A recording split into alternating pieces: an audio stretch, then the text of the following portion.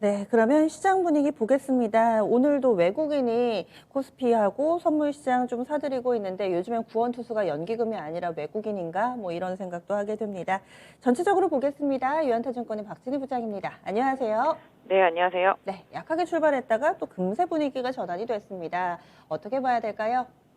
느낌이 나쁘진 않습니다. 코로나 어제 오미크론 국내 발생했는데도 불구하고 시장이 장 초반에만 살짝 반응하고 빠르게 반등하면서 전개가 되고 있습니다. 그동안 낙폭이 컸던 대형주들, 경기 민감주들, IT 섹터 중심으로 해서 반등이 이어지고 있는 모습이 나타나고 있고요. 물론 코로나 관련주들도 강세를 보이고 있습니다만은 그 영향력은 좀 줄고 있는 모습이고요. 그동안 시장에서 강하게 올랐었던 주도주였었던 게임주, 그다음에 2차전지 소재주들 은 좀 약세 보여주고요. 메타버스 쪽에서도 빠르게 매물 확산되는 모습 보실 수가 있겠습니다.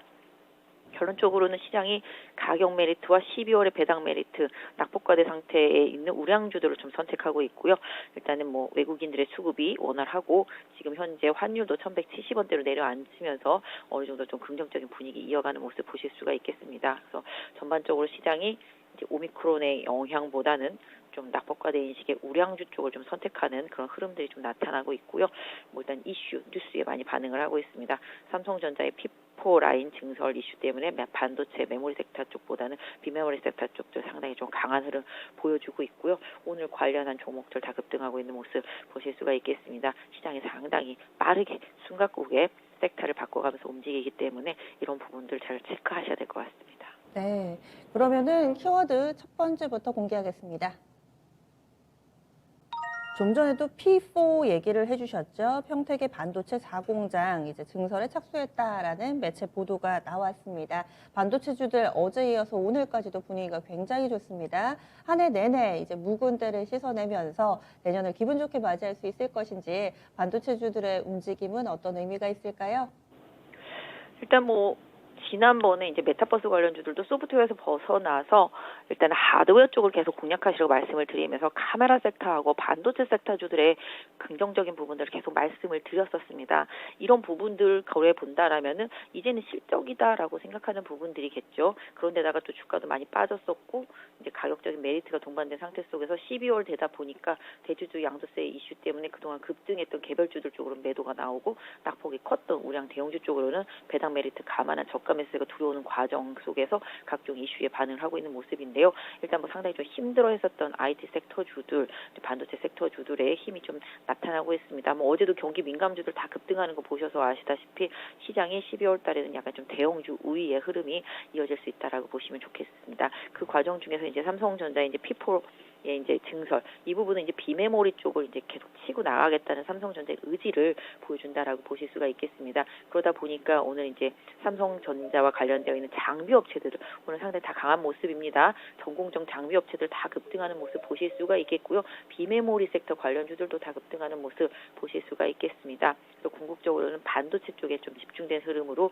오늘 시장은 코스닥에서 좀 강한 흐름이 좀 이어질 수 있을 것으로 보여지고 있고요. IT 섹터 대형주들도 전체적으로 좀 바닥을 잡아나가는 흐름이 동시에 좀 진행되고 있는 모습이라고 봐주시면 좋겠습니다. 그래서 일단은 오늘은 위쪽 섹터 쪽들의 흐름 보시면서 상대적으로 섹터 안에서 좀 덜 오른 종목 찾기 조금 해보시면 어떨까 싶습니다.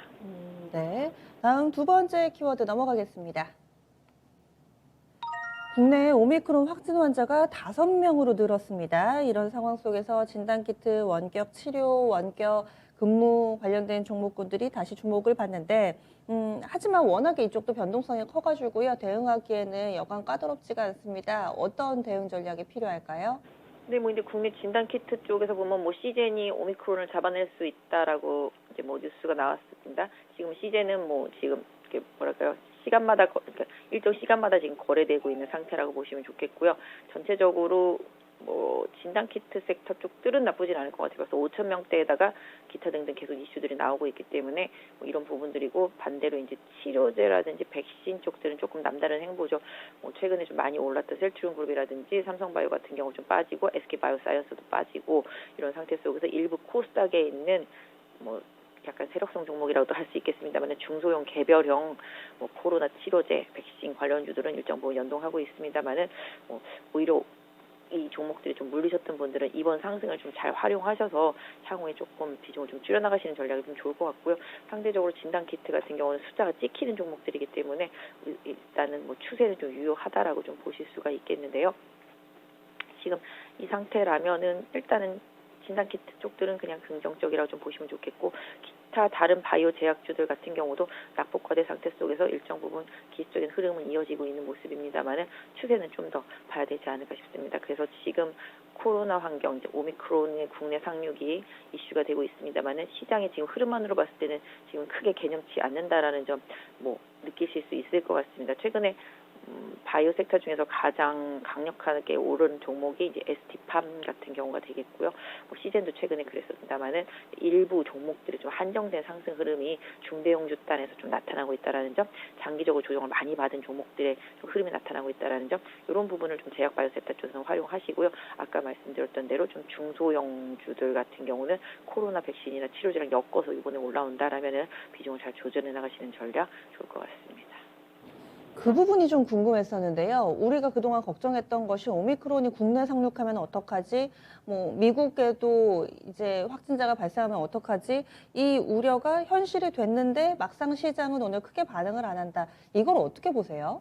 뭐 이미 과거에 지난번 급락하면서 일정 부분 좀 다 반영이 됐다라고 시장은 보는 거고요. 그 과정 속에서 시장이 오히려 오미크론 때문에 인플레 우려감이 조금 줄었습니다. 원자재 가격들도 많이 빠지면서 오히려 소비는 늘어나는데 공급이 딸린다라는 이슈로 인플레가 시작됐었는데요. 오히려 오미크론 때문에 소비가 부진할 것 같으니까 공급이 부족하지 않을 것 같으네? 이러면서 오히려 원자재 가격들이 하락하면서 오히려 관련되어 있는 경기 민감주들, 낙폭과대주들을 좀 자극하는 그런 좀 뭐랄까요? 플러스 효과? 이런 부분들이 거꾸로 좀 나타났습니다. 그래서 전체적으로 오미크론이 상륙은 했지만 그 영향력이 아직까지는 뭐 과소평가하기는 이릅니다만은 실질적으로 증상이 과하지 않다라는 점이 시장에 어느 정도 좀 안심을 하게 만들었고요. 또 미 국채 금리의 지금 급락은 외국인들의 수급적인 부분에 있어서 영향을 또 주고 있고요.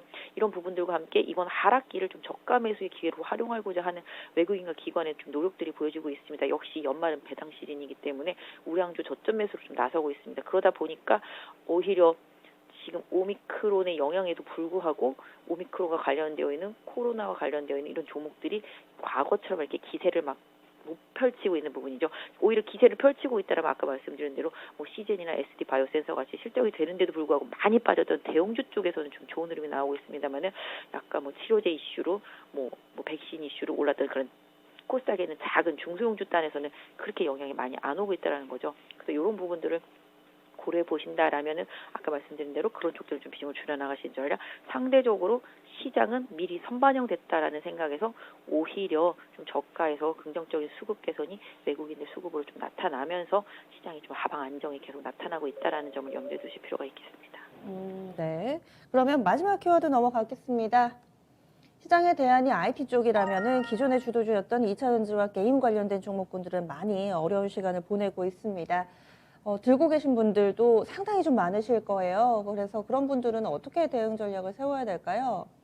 네, 뭐 2차 전지 같은 경우, 그다음에 뭐 게임주 같은 경우, 메타버스 같은 경우 지금 코로나 환경 안에서 상대적으로 강한 흐름을 보여왔었죠. 뭐 여러 가지 뭐 환율 이슈도 있었고요. 그런 인플레 환경에서도 자유롭고요.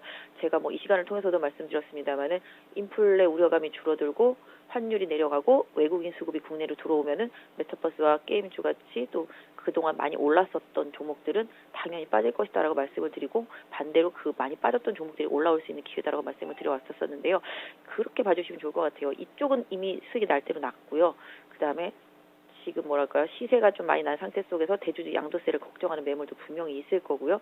2차 전지 같은 경우는 지금 계속 소재 가격들이 좀 올라가면서 내년에 배터리 가격이 올라가게 되면 전기차 가격도 올라가게 됩니다. 그럼 그 전기차 가격 올라가는 부분들이 잘 판매로 연결될 수 있을지, 이런 부분들도 살짝 고민할 수도 있겠습니다. 뭐 이건 기회일 수도 있겠습니다만은 하여튼 최대한의 긍정적인 장밋빛을 전망하면서 올라왔던 섹터 쪽에서 일단 일정 부분 좀 차익 실현이 나오고 있는 상태라는 거죠. 특히 또 최근에 메타버스 같은 경우는 뭐 중국에서도 이제 규제하려고 하는 이슈 이런 부분들이 좀 나오고 있는 상황이고요. 뭐 NFT, 메타버스 이걸 또 현금화해 나가는 현금화할 수 있는 이런 부분들에 있어서 탈세라든지 이런 부분들 때문에도 뭐 여러 가지 정책적인 변화라든지 이런 부분들도 앞으로 많이 개선돼야 될 부분이 상당히 좀 많습니다. 그래서 뭐 긍정적인 부분들은 분명히 있지만 이런 환경들이 사실 실적으로 연결되기에는 시간이 많이 필요하다라는 이슈 이런 부분들도 많이 반영이 되었을 거라고 보고 있습니다. 그래서 상대적으로 비인플레 관련주들, 인플레 환경에서 자유로웠던 종목들이 지금 상대적으로 좀 역풍을 맞고 있는 시장 환경이다라는 점을 좀 염두에 두실 필요가 있겠고요.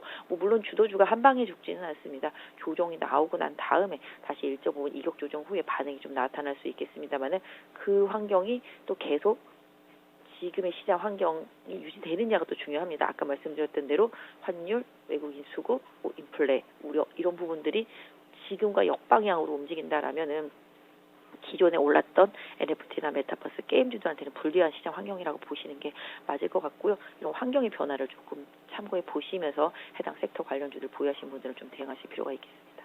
네, 알겠습니다. 오늘 이야기는 여기까지 들을게요. 고맙습니다. 네, 감사합니다. 네. 그리고 그 사이에 신규 확진 환자 수 데이터도 보겠습니다. 연일 최다입니다. 어제는 5,266명으로 발표가 됐고요. 위중증 환자는 733명으로 또다시 최다치를 경신합니다. 늘 최다라고 말씀드리지만 우리가 여기에서는 절대 익숙해지면 안 되겠죠. 그 위기감을 재차 좀 체감을 하면서 다시 한번 좀 생각을 해봐야겠습니다. 이렇게 해서 유한타증권의 박진희 부장과 이야기 나눠봤습니다.